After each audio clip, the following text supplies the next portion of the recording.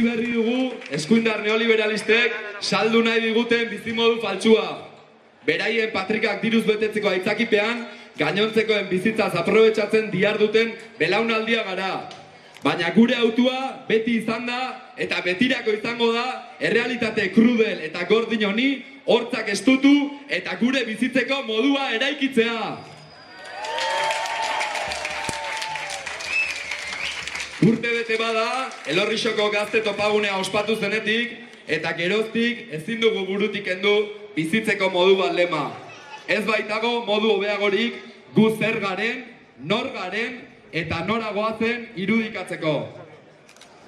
Gure bizitzeko modua hau baita.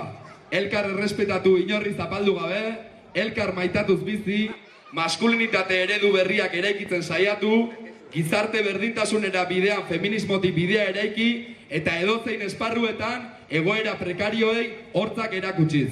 Izan eremu sozialean, ekonomikoan edo abarrean.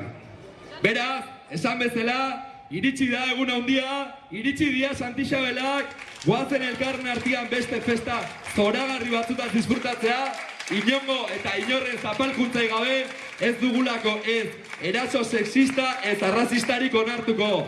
Gora borroka feminista! Gora herria! Eta gora Santixabelak!